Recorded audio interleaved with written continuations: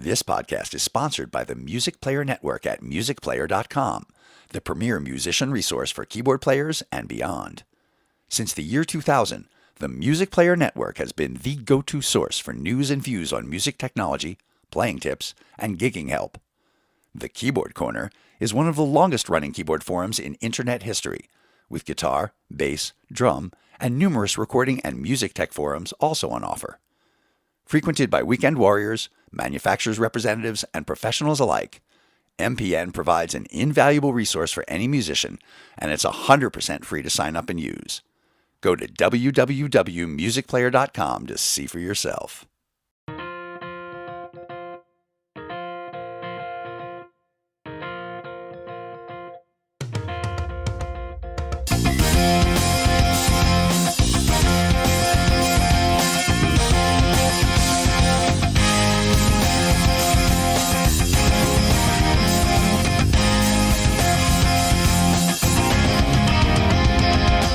Hello and welcome to episode 6 of the Keyboard Chronicles, a podcast for keyboard players of the gigging variety. I'm your host David Holloway, and once again it's great to be here with you. As we talked about last episode, I'm really pleased to be joined on this episode by our previous guest, Paul Bindig, to co-host this and other episodes into the future. How you going, Paul? David, I'm going fantastically. Thank you very much. Good. I thought we'd keep it low pressure for you as the first co-host gig, and just get someone on the podcast that we don't really know that well, just to take the pressure off, if that's all right. Yeah, right. So you might gather from Paul's nervous laugh, we've got a bit of a big episode this one. So if you listen to the radio at any stage between the 80s and now, you definitely will have heard a swathe of INXS songs. So, INXS are legends in Australia, but worldwide they've sold over 50 million records. And Andrew Farriss, their keyboard player and guitarist, co-wrote the vast majority of them with Michael Hutchence. So on top of that, he's also produced songs for a range of other people, and he's still working very actively as a performer, as a country artist, with a self-titled album due out in May this year. He's actually got 2 songs already out, and they, without a hint of bias, are bloody brilliant, in my opinion. Even if you don't like country, I think you will enjoy them. Would you agree, Paul? Absolutely. One thing about Andrew is he's an amazing songwriter, as we'll discuss in the podcast, and that absolutely shines through. And they're really great songs to listen to. And I agree with you, David. You don't have to be a, inverted commas, country music fan to really appreciate good songwriting, great hooks, and a great melody. And he's absolutely nailed it, in my opinion. Yeah, I'm hanging for that album, actually. It should be really good. So, so as an Australian-based podcast, we're a bit excited to have Andrew Farriss join us today, but I think it's fair to say that, he is a world-class musician and has things to say that will interest pretty much everyone. So shall we do it, Paul? Let's go for it. Let's do it.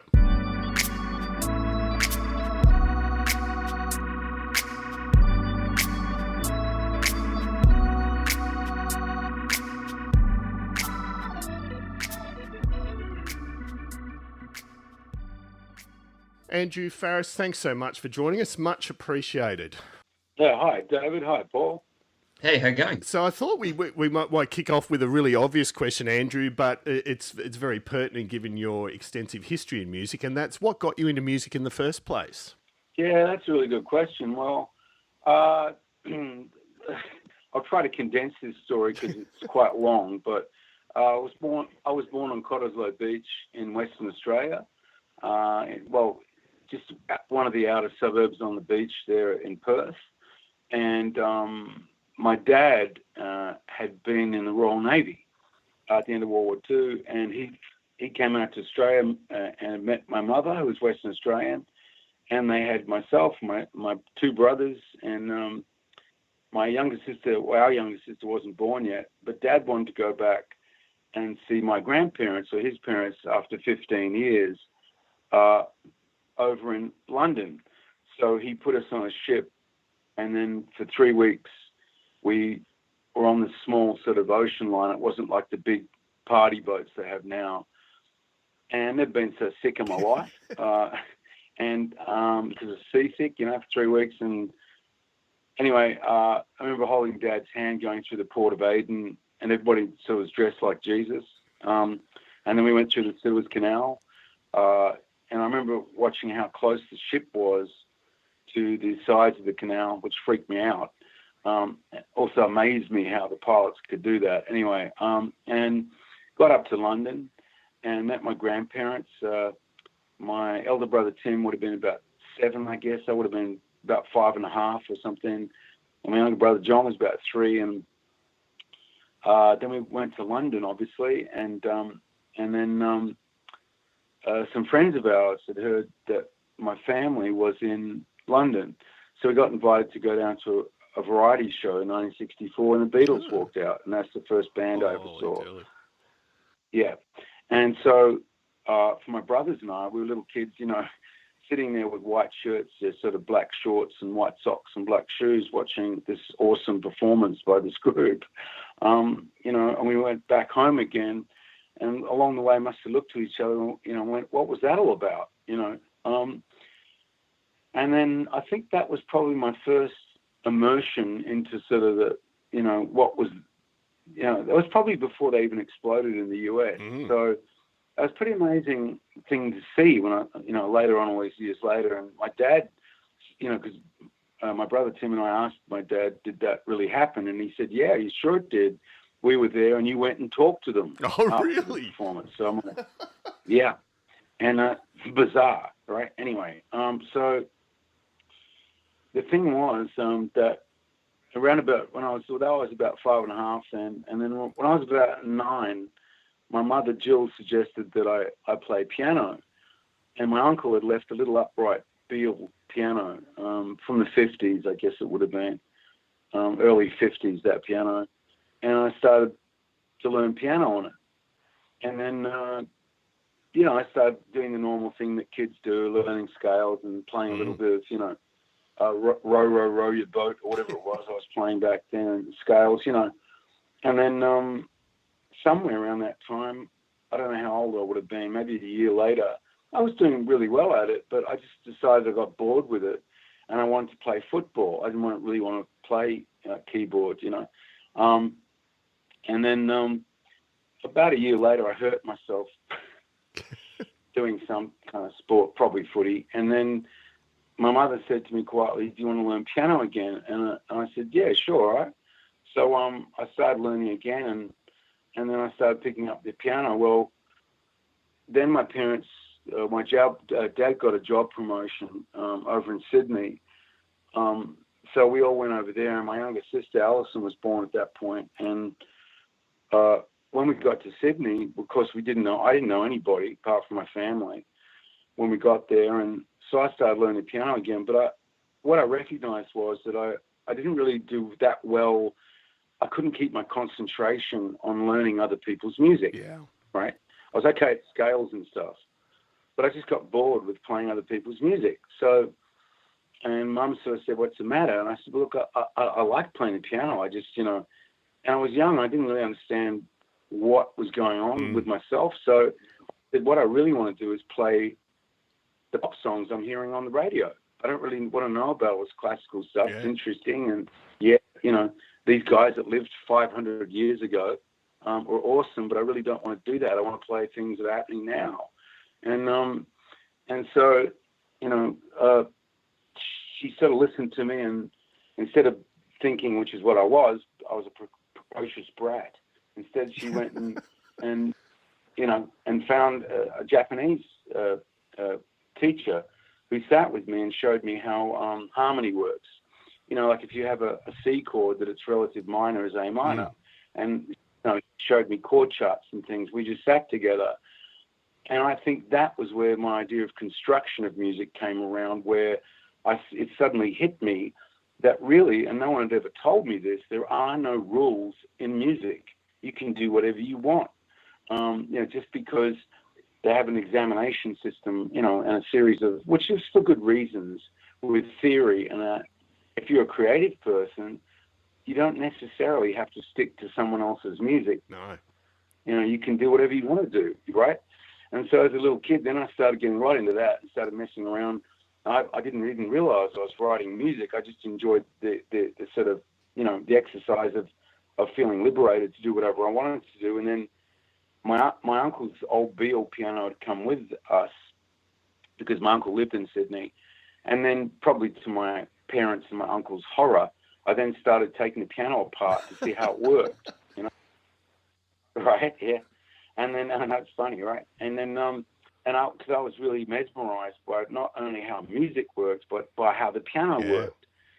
And very recently, someone said to me, "Do you have an engineering background?" And I said, "That's a really interesting question." And I said, what do you mean? I said, "Well, you seem to be really obsessed with construction." And I said, "Yeah, well, you're right. I always have been. It could be music or anything. I've got a farm I've owned for 28 years, and I like to know how everything works on that as well. It's part of my makeup as a person. I really am intrigued with how things work, you know. So I don't know. It's always been part of my personality. So, cut a long story short, that's when my journey really began on the piano, and sort of led to then I was fascinated with. I used to sneak in and play my older brother Tim's classical guitar. He was taught, you know, to play classical guitar. He knows where all the notes are on the fretboard. I'm 60 years of age, and I still don't know where all the notes are on the fretboard. I just make it up as I go along, you know. Seriously. So if I hear something that sounds right, then I'll go and play it, you know. So, I mean, and that, I always love a story where the Beatles have inspired, because you don't actually have that many people that had the privilege of doing what you've done there. But so it sounds like that in the initial phase set off a bit of a music playing dynamic at home with your family. So you all tended to sound like fall in your roles as far as piano, guitar, and that fairly early on. Yeah, well, that's right. It's the Farriss brothers, my brothers and I. That's exactly right. And then, that's right. And Tim had a mate, Kirk, who he went to school with. And what's even more bizarre is Gary, the bass player, also went to school with them, but he sort of wasn't their mate for whatever reason. I actually met Gary, through a newspaper ad in the old days in Sydney. It might have been a trading magazine for gear. And not only did he have his own bass amp, because he was advertising himself as a bass player, but we were kids and he had his own car, and I was like, wow, you've got your car, man, that's fantastic, you know. And that's how I met Gary. And then I eventually pulled in my friend Michael, who wasn't a singer. He was just, he wrote poetry, and he was a mate of ours. And I sort of invited him into what I was doing, you know. So, yeah. So with Michael, Andrew, obviously your partnership with him is probably one of the most successful in Australian music history in terms of writing songs together. And you mentioned yourself, he wasn't necessarily a musician, but a guy who was a poet and wrote these amazing words. When you wrote together at the outset, but also as the band became more and more successful, did you guys have strongly conflicting ideas on how the songs would end up sounding and being, or was that quite an easy process for you guys? Yeah, I mean, we don't have one of, Michael and I have never had one of these sort of acrimonious experiences that you can hear about with unfortunately, with you know, songwriting partnerships that have been really, you know, immensely successful. We never really had that. We were very different personalities for a start. And we used to joke about that later on when we got really successful. I remember, in fact, right towards the end of Michael's life, he sat with me, and he had a lot of issues running in the back end of his life at that point. And I had empathy for that. And we were sitting there together, and we looked at how far we'd come and what we'd achieved. And he said, you know, you're funny, you know, I'll walk out there and everyone's throwing roses at me, but you don't want the same things that I want. And I said, I know, mate, that's probably why we get on so well, is because we're very different personality types. Yeah. You know, it doesn't bother me if you want to be, you know, I didn't actually say this, but, you know, in a sense, if you want to be Julius Caesar, that's up to you, mate. You know, it doesn't really bother me, you know. And the thing that I most loved about my artistic and creative, thing that I did with Michael is we're both pretty open-minded. The other big difference was that he never really came at it from a musician point of view of his voice was his instrument, and he didn't even think of himself as a singer. When I first met him, he wasn't really interested in that. He just liked to write prose and short haiku, and was interested in poets like Karl Gibran or and Hermann Hesse and people like that, when most of the teenagers I knew were about getting laid and playing footy and and drinking too much beer and and trying to get to learn to drive cars. He was talking about that kind of stuff, and I recognized that was a little different when I was younger, and that he was a little different like that. He probably was very much a loner like that, and I recognized that too, because you see, I'd come from Perth, where I didn't know anybody, from Perth where I knew everybody, to Sydney where I didn't know anybody either.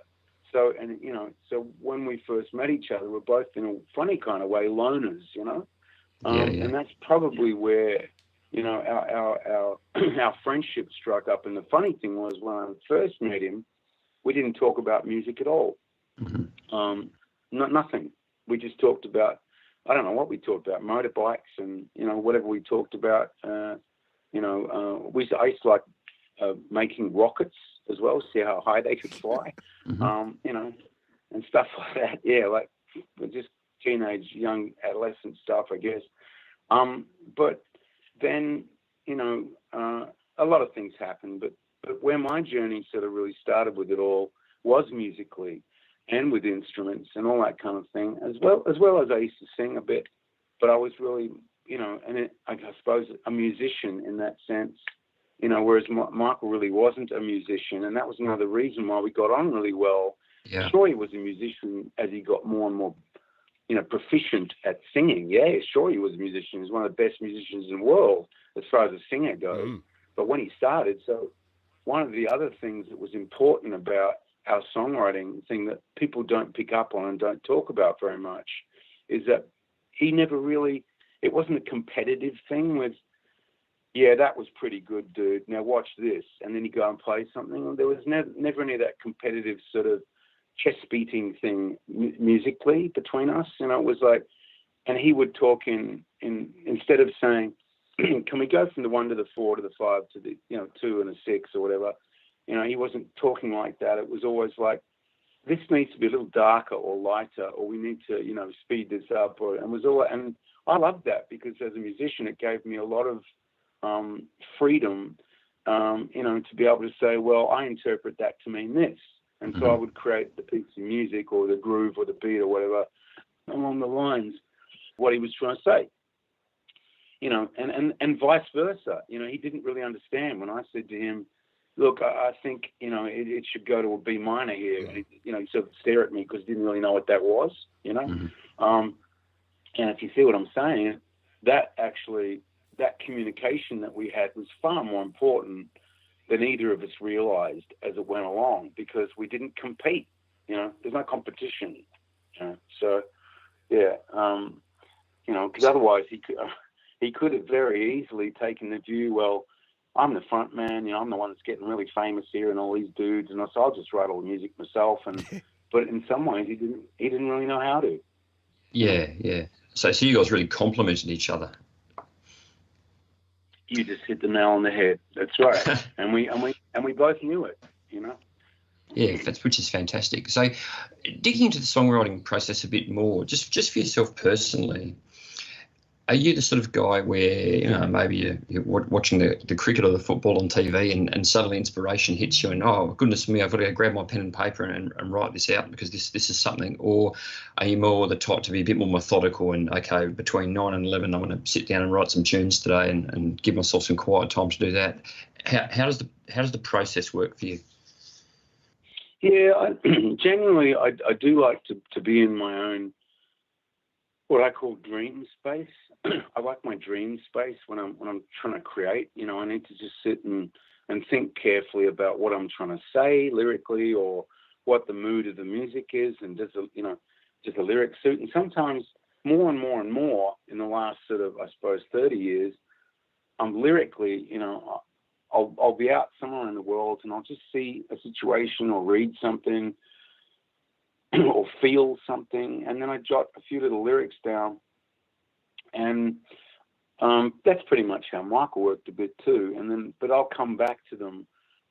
I don't finish it right there and there, and all the time. Sometimes I do. Sometimes I get this great big sort of stream of consciousness, and I'll just blurt out this whole thing, and later on I go, where on earth did that come from? And other times, I'll sit and really labor and sweat over something, trying to make it work. But I've learned over the years more and more not to worry about that so much. And if it's not ready to sort of, jump out of the box, it's just not ready. There's a certain sort of, almost like a kind of a Buddhist thing to that. You just don't keep pushing it.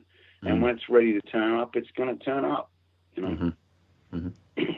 That makes a lot of sense. And I mean, related to that with your keyboard playing, or both historically, what influenced your musical ideas and leanings from a piano or keyboard playing perspective as you started out and further developed your skills?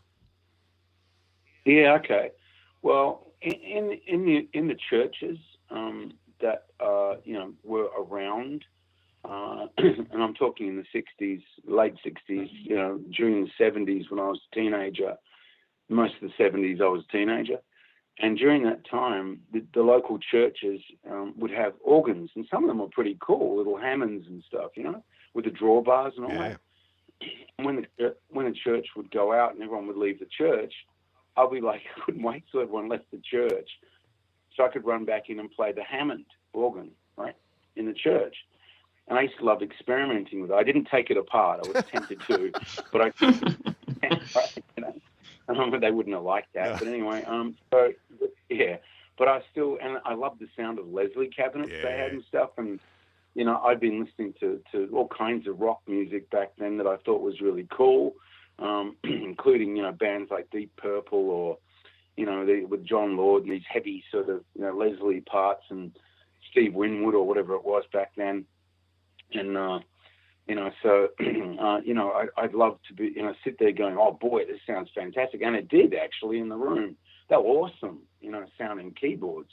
But also with the piano, I was still banging away on my uncle's poor old Beale piano that had come with us for the ride during the 70s. And by that time I began to construct songs on that old piano. And so between that, and then of course, somewhere in the 70s, appeared some really, really, ancient synthesizers. I'm trying to think of the manufacturers, but Roland might have been one of them. And there was another one, and I thought these things were incredible. And my mates and I, who were a bit nerdy, tried to work out how they were constructed, like I said before, from an engineering background, and tried to actually make these things ourselves with soldering irons and, fiddling around, being nerdy, trying to recreate these things. And they slowly but surely got more sophisticated, the synthesizers, and got more powerful, slowly but surely, and more stable, because a lot of these things, it's very hard for people. It's very hard for some readers or the people listening to this to understand how unstable some of these old synthesizers were, I mean, you can get your laptop now and stick some literally mind-boggling array of sounds that are available to if you're working sort of, either in pop or EDM, whatever it is, you're doing hip hop, and you grab all these sounds that, people would have, chopped off a part of their body physically to create, because there was just no way to do it, without some sort of pain, and you can get all these incredible sounds. Well, back then it wasn't really like that, and I was a huge fan of, say, people like Rick Wakeman or, all these early sort of pioneers, Kraftwerk, guys like that, and who made all these things. Tangerine Dream all sound incredible, and I mean, one of my favorite soundtracks of all time is the Blade Runner soundtrack with Harrison Ford in that film. Using is it a Yamaha? Is it MS-80 or whatever it is? I think it is. But that's I love all that stuff where people were really pioneering with sounds and those sorts of things. But the point is that all these things, to me, all of the sounds that are nerdy sort of things that I was messing around with and trying to experiment with myself, as a songwriter, as it all went along, all these things I were interested in, I began to realize that as a songwriter, there's two different things.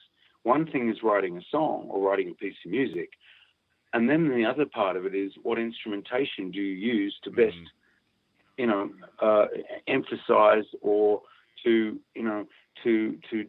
display or perform the song that you're creating, because the two of those are where the really deadly combination comes in, where if you have the right sounds and the right groove and the right feels for everything you're doing, and you've written the right song, you've got a monster right there, and that's where I realized it was the assembling of all these things that went along. And, for me as a musician, the guitars came along, acoustic guitar. I'd always played acoustic guitar. I had I think a Hummingbird Ibanez copy I bought somehow in the old days. I loved playing that. But I never really got into electric guitar till a bit later on. And then I started to realize where the electric guitar really had a burn for me as an instrument was where I began to discover the funk stuff you can play on guitar is very different than the kind of stylization of playing, on a keyboard. Synthesizer maybe a bit more, and samples and stuff with keys is great for funk and kind of EDM stuff. But for piano is so much more, I don't know what it is, bluesy, jazzy. Funk is great too, but there's, it's like it just has this beautiful, piano has this beautiful organic thing with it where it's going to do whatever it's going to do. I remember Dad had, Ray Charles vinyl records when we were kids. We used to listen to a lot of his music, and I think because Dad had been in the Royal Navy, he had a lot of exposure to a lot of American music and things that they used to pick up when they were rolling around. And so we used to listen to a lot of Latin music as well, and also those grooves and samba and all those feels. I was always intrigued as well, as were my brothers as well. But and John, my younger brother, the drummer, he was always intrigued with all these grooves and things on these records.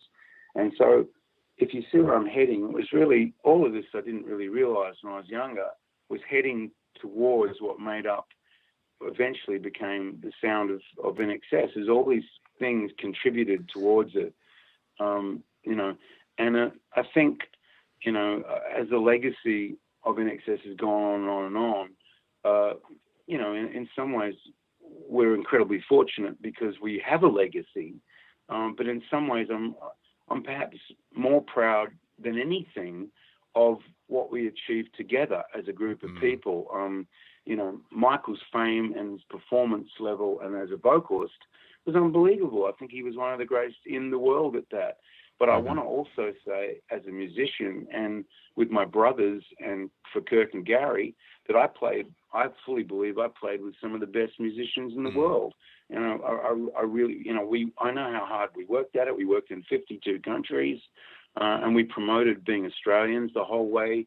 We were never embarrassed about being Australians overseas. There was a thing, I think, in the 60s and early 70s in Australia. If you went overseas, you sort of wanted to say you were British or Scottish or whatever because you didn't want to make. And when we first went to the United States, in the very early 80s, there wasn't. It's really hard to imagine what it was like now because of the internet, and we have actors and actresses, all picking up Academy Awards, and that's fantastic. Australians, and New Zealanders, and but it's really hard to explain what it was like back then. You go to a radio station and they'd say to you, "You guys Austrian?" Yeah. And I think you raise a really critical point there, Andrew, about the link between the construction side of things and the musicians playing together. I mean, you guys, and it's easy with hindsight to claim this, but I'd argue even at the time of the swing and Listen Like Thieves, you guys sounded like something totally different and world-class and not necessarily Australian. And it's based on that combination of those factors. Yeah, well, that's right. And we'd already taken on, we made a decision as a group, and we were lucky. Let me throw that in what you just said, because I appreciate what you just said. But we were also lucky, we were lucky just because people are talented, and there's so many talented people, both in Australia and overseas, who never get recognized, and they're so much more talented than me or the people I've ever worked with as musicians or singers or songwriters or whatever. and they never get recognized. You know, there's an element of luck that's got to come into it, and timing of what you're doing in the genre that you're in. You know, a lot of that is luck. I don't care what anyone says, and I take the view that John Lennon said, which he said, "You're lucky if anybody likes you," and I agree with that. That's right. I totally agree with that. It's a really good point. Lucky. Yeah, no, it's a great point. Yeah. And I mean, we don't want to talk too much about gear specifics because that can get a bit boring. But I mean, do you recall, you know, over the years, what were your go-to rigs? What are things you still look back fondly on now, as far as keyboards and ones probably that you don't miss and are glad to have booted out the door? Keyboards. Yeah. Oh yeah, I had a little tape. It was the only thing I could afford. I had like a little I forgot what the brand was now. I had like a little tape echo thing that I thought was the most sophisticated thing in the world in the late 70s that I owned. And one of the things I loved about it was half broken, so that like the capstan with the tape running around would wobble, and that would create chorus. Yeah. You sort of mean? Like I'd have a effect, you know, and all that sorts of things. And I know, you know, hopefully if people, you know, can understand this, that, you know, from that era is that you just didn't, like, you buy a modern keyboard and the sounds that are on it are simply, you know, mind-boggling with how much choice you've got with the kind of sounds and things you have on them to choose from, you know. In fact, there's almost too many. Yeah. Because sometimes it's the limitations of what you don't have to work with that makes you work harder. You know, like sometimes it was those things that challenged you that you didn't have or couldn't own, or you didn't have enough money, and so you made the thing work anyway. I remember when Marlena, my wife, and I, you know, we went on a holiday, and yeah, and they had like a bamboo tubes tied together with shoelaces. Yep. And they were hitting, like they had one end closed off, and they tuned them all to make like a xylophone thing, but a vertical one, and they were hitting it with like, you know, rubber flip-flops or thongs, as Australians call them, but thongs overseas, especially in the US, lingerie. But anyway, so they'd be hitting, you know, they'd be hitting the tops of these things going, and, you know, and I was sitting there admiring that they'd made instruments out of nothing. Do you know what I mean? Yeah, absolutely. You know, it didn't have a synthesizer with a piece of bamboo thing that sounded like that you could hit with your flip flop. They made whatever they could out of what they had, and it sounded great, you know.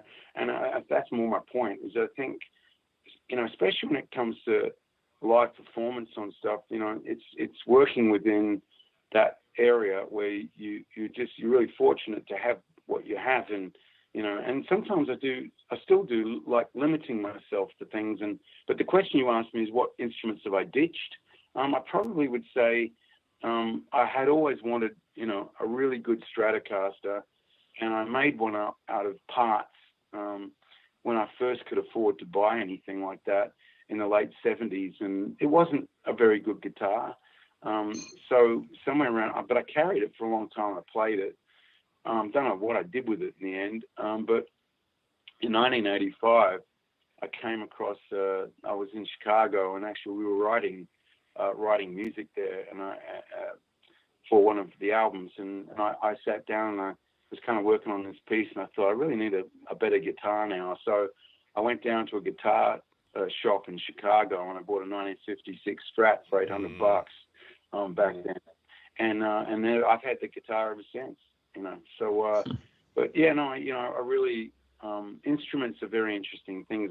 And that old piano I was talking about that I started to play when I was 9, my uncle called me recently and said, would I like to have it and keep it? Yeah, and I was really blown away with that. I thought he might have thrown it out or whatever, but he didn't. And I got it restored back to its sort of original 1950s condition, and it did, you know, to having exactly the right look, and they left certain things inside it and on it to that can verify its pedigree of what is, you know, serial numbers and special stickers the factory would have put on it.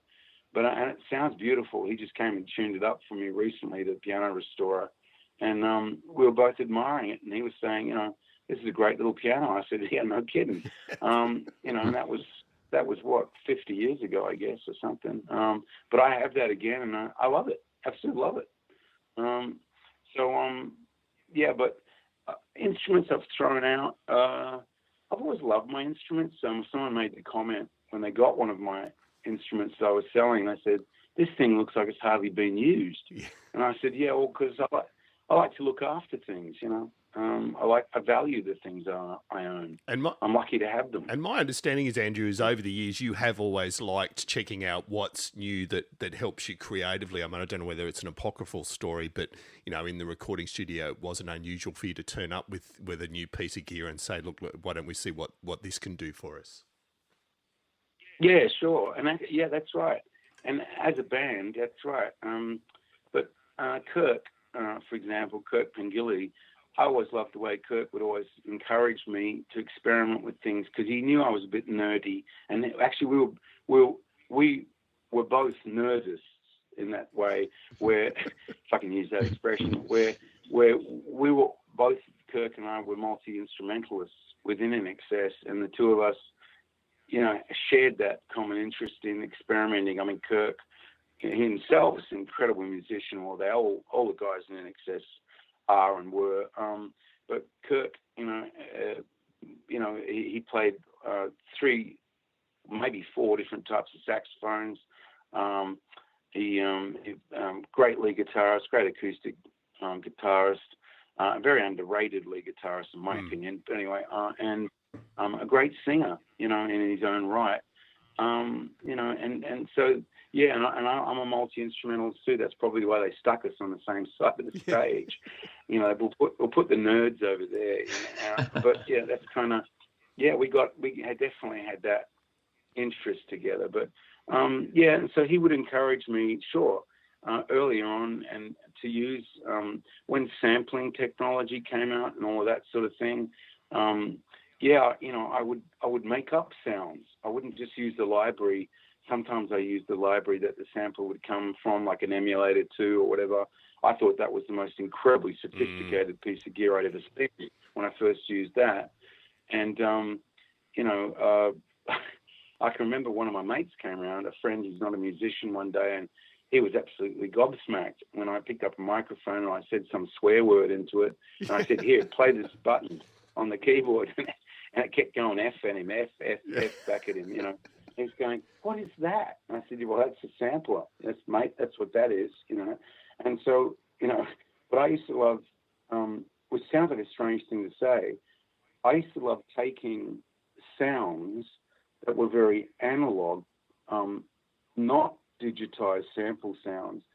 I used to experiment with making up sounds with older analog instruments and then sampling them so that I could then have control over them. Whereas in years before, you didn't have a lot of control sometimes over what those sounds were. You see what I mean? Like, in other words, you know, I used to sample sounds or someone, you know, people singing or whatever it was, so that I could recreate it without, you know, that constant variable that happens live, which, to be honest with you now, in 2020, I've come a full circle. I actually love the variable randomness of playing live. Whereas in the old days, a lot of technology was there so that, you know, it's like a lot of modern musicians and composers and, artists, DJs love the fact that there is no random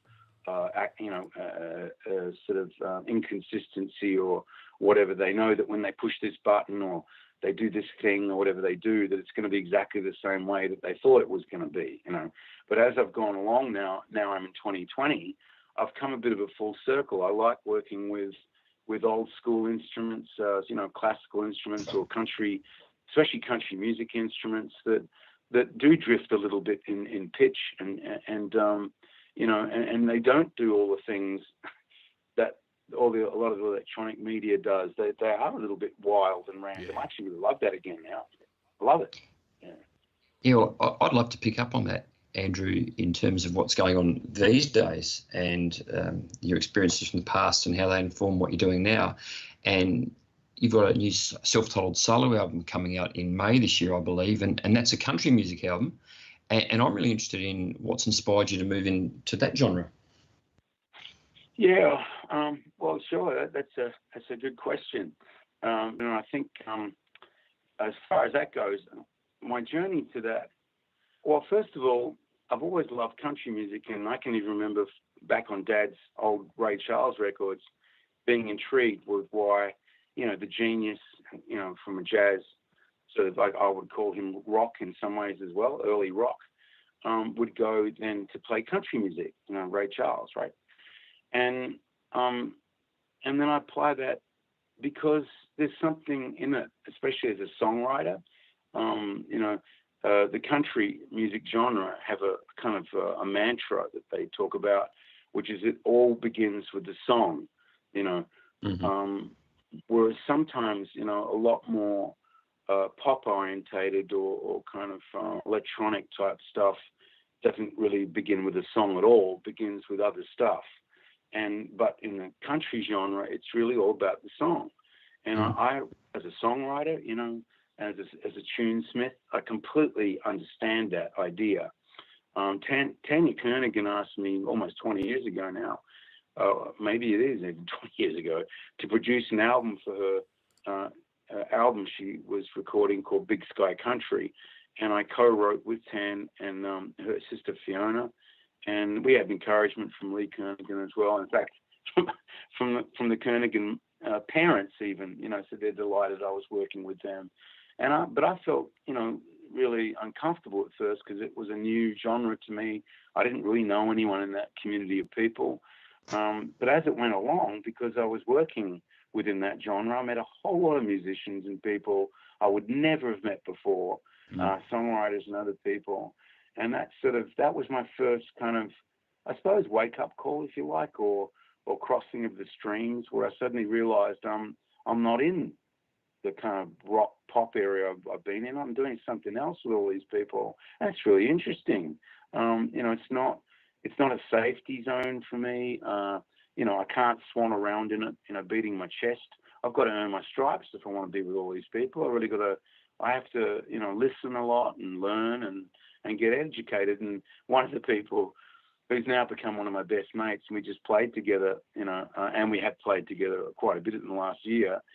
His name's Lawrie Minson. Laurie's a kind of, he's sort of country music royalty out of Tamworth there. His father, John Minson, was a local legend in Tamworth. He's the one that designed the golden guitar that they'll give each other.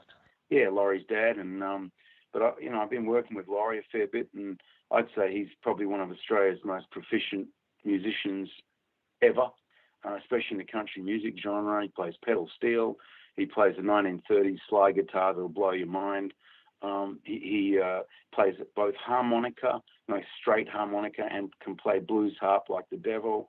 He plays electric guitars, acoustic guitars. He's just unbelievable. Really proficient at all of his instruments. And that's the other thing about those country music people, is that when all the rest of the world turned technical, they kept playing. They kept playing their instruments. Instead of pushing buttons. I'm also wondering, you mentioned before, Andrew, about the fact that we've got so many options to choose from as far as sounds now that it's good to be somewhat limited. And even though, I mean this in a positive way, not a stereotypical way, country music does tend to have a set instrumentation as a general rule. Do you find that that's freed you up a little bit to focus on the song rather than, what sounds am I choosing? Well, exactly, and that you hit the nail on the head with that too. And that part of my own sort of thinking when I went to record my own country music album was exactly that. It was to try and use instruments that have been around and will be around, I think, forever in that music genre, like mandolins, pedal steels, fiddles, which of course come from the classical world of violins. Upright basses, which originally were bass instruments in an orchestra. Banjos, which were instruments that came from out of the combination of cultures in the US and European culture mixed together.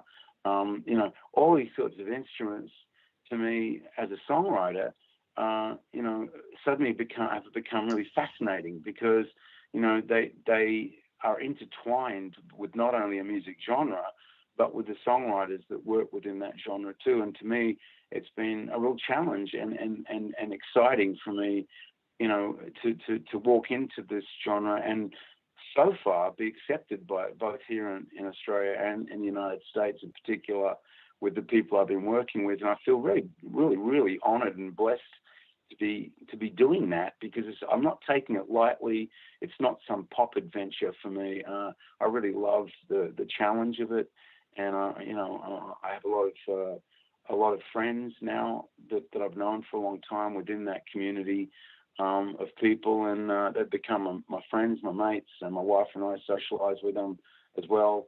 And I love what they do. I like hanging with them, even when we're not. You know, we've got some friends in Nashville there and they're professional, you know, in their own right, solo artists. And we just like to get together and sit around the piano and play music together, you know, after dinner. It's got nothing to do with writing songs or whatever. We just like hanging, you know. And to me, that's how I started off when I was a teenager. You know what I mean? It's like, it's not, you know, like a lot of people think that when you become, you know, really successful, that the only time you're ever playing music is where it's professional. But music still has that power to bring people together, doesn't it? I mean, that's what it's all about. Yeah, you know, here I am doing what I'm doing now, and I'm sort of behaving a little bit again, which is probably not such a good thing. Like I'm a teenager or in my early 20s, just having fun playing music with people again. You know, I don't really, you know, that's the area that I'm finding most exciting about it, actually. So.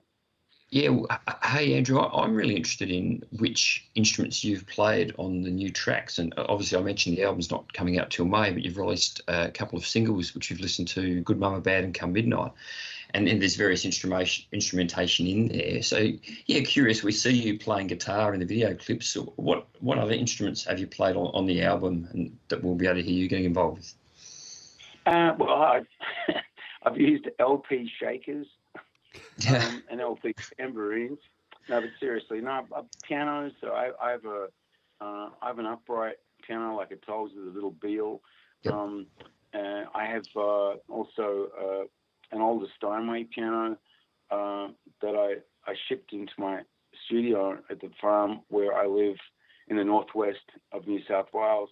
I shipped that there many years ago, and it's now settled down, and it's a beautiful sounding instrument. It's mellowed a bit. But I also, I really love my acoustic guitars. On the opening track on my album, I played a classical guitar that it's a flamenco Spanish guitar that I bought off an old guitar maker in Chile, and I bought that off him, and I played that. And then Tammy Rogers King, who normally plays with the Steel Drivers and with Chris Stapleton's band, they were there playing together for a while. But she and I do a kind of duet musically on the opening track a bit there. But there's other instruments in there that she played mandolin, by the way, and she plays fiddle. But the other instruments that I played, the electric guitar, sure, Strat, my 56 Strat, and I've got a couple of tellies. I have a 1947 Southern Jumbo Gibson that I love to pieces. I never take it on the road because I'm too paranoid to take it on the road. It just sounds awesome. And then I have other, instruments. I think that I've messed around with. I'll still use a keyboard, like a synth, a little bit. Here and there, mainly to put sort of effects and ambient stuff in the background. But I don't have a screaming synthesizer lead solo or something. You know, I don't have all that going on. And most of the keyboards are very organic. You know, and when I was working with the musicians in Nashville that tracked quite a bit of my record along the way with me, I asked them, to mainly stick to the pianos and organ sounds and those sorts of things. There's some string sounds, classical string sounds, which I've always loved anyway. and that sort of thing. But most of the instrumentation, again, is sort of basically just a bass guitar, live drums, electric guitars. Troy Lancaster played a lot of electric guitar on my recordings. He's an amazing player. He uses a Strat like I do as well. He's an awesome player. They all were. All the guys that played with me. Larry Beard, who owns the studio that I recorded a lot in, his family. It's basically a family studio. His son Eli played bass and on a lot of the recordings. And I had a series of amazing players coming in and out. Scotty Sanders on pedal steel. Lawrie Minson played a bit as well on my recordings, as did a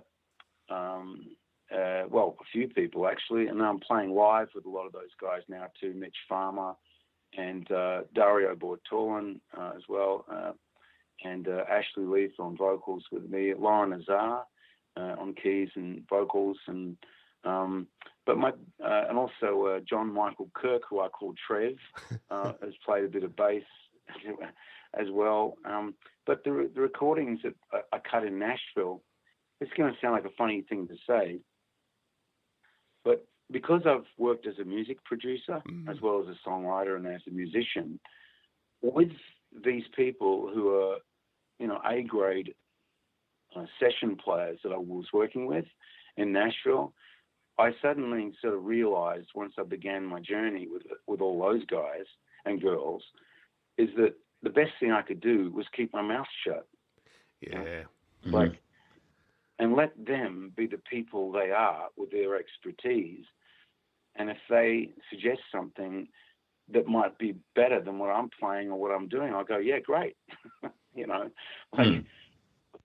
The best, that's an old Beatles expression, the best idea wins. It's not about, was it my ego, or was it yours, or, it's not about all that. It's about whatever makes the song or the recording sound as good as possible. You raise a good point there, Andrew, as far as, in that process or external to that, are there players that have caught your attention that you've thought, gee, I like what they're doing at the moment? Sure. There's a lot of players out there that are incredible. It's also just, yes. The simple answer is yes. And, sure. But there's a lot of younger players coming up now too. And I find that really exciting, both in Australia and overseas, where they're excited to play old school, old-fashioned instruments again, and want to champion that idea. And I think that's exciting because I think, even though there is, some amazing technology available to people, younger people, and they can make Grammy award-winning, recordings in their bedroom at a young age, I think that is incredible. And I really honestly think that's amazing and a great thing. I also think that the art of performing live with old school instruments is very important too. And the two of them, they're equally important, but there's something about the old school instruments that has something about it. Maybe it's because it is flawed. Yeah. Maybe it's because it is slightly out of tune. Maybe it's because it's slightly out of tempo. Maybe it's because, it has these human errors in it that I find sometimes quite attractive. I'm not saying that a lot of the new technology is not, amazing. It is amazing. You can make a very average player sound like an absolute genius. Would have sounded not that long ago, because you can auto-tune and you can do all this stuff to it, tighten it all up and frig around with it and make it sound just insanely clever. But then, it's a bit like the Olympics, isn't it? With the runners with drugs. That's right. And I know we've got to let you go in a minute, Andrew, but just probably one last question on that same vein is how are you seeing the music industry currently, and what advice would you have for young players, and probably because of this podcast, keyboard players, to try and get a foothold and maybe make a career of it? Well, exactly. One of the great platforms that exists these days is some of the new digital platforms where they don't want to take all your rights, that you get to own your copyrights and you get to own your life, and get your music out there and find these, whether it's SoundCloud or, iTunes or whatever the next thing will be, because as I'm saying this, someone read this in 20 years' time and go, how old-fashioned is that? So it doesn't matter what right? It doesn't matter what technology I talk about now. It's all going to be outdated in 10 or 20 years. So what I'll say is a more generic thing, which is just use the opportunities that exist in the platform in your era.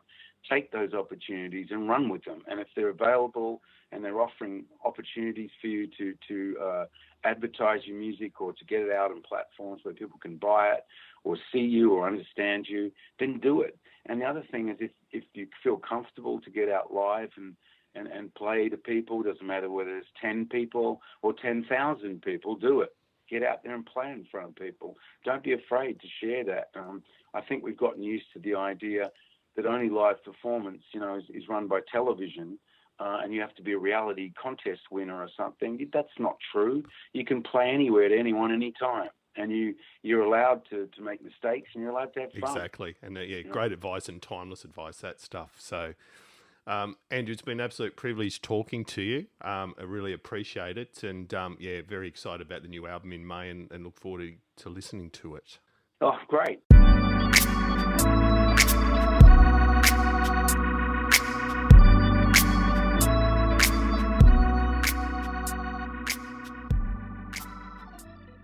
And there we have it. So, Paul, first podcast, is it all downhill from here for you? I'm afraid it absolutely is. I grew up listening to INXS. They were the one band I loved in high school.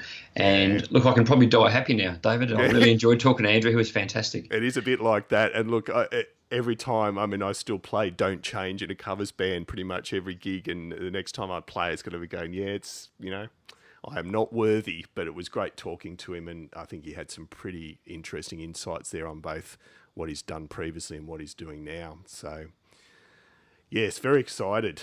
Where to from here, I don't know, but we will be back in a fortnight or so. But just a reminder in the meantime that you can keep in touch via a few means. So our website is www.keyboardchronicles.com. We're on Facebook at Keyboard Chronicles or on Twitter at the Keyboard CHR1. But if you like good old-fashioned email, then do drop us a line at editor@keyboardchronicles.com. It's always great to get feedback. And if you do use a podcatcher like Apple Music or what used to be called iTunes or one of the others, reviews of the podcast does help us immensely. So if you were able to take a few seconds to do that, it'd be greatly appreciated. And obviously a huge thank you to you, Paul, for joining me as a co-host this episode. Obviously, we'll be catching up with each other on a regular basis. Yeah, and thanks for inviting me, David. I had a great time. And most importantly, thanks to you for listening, and hope to see you back here next episode.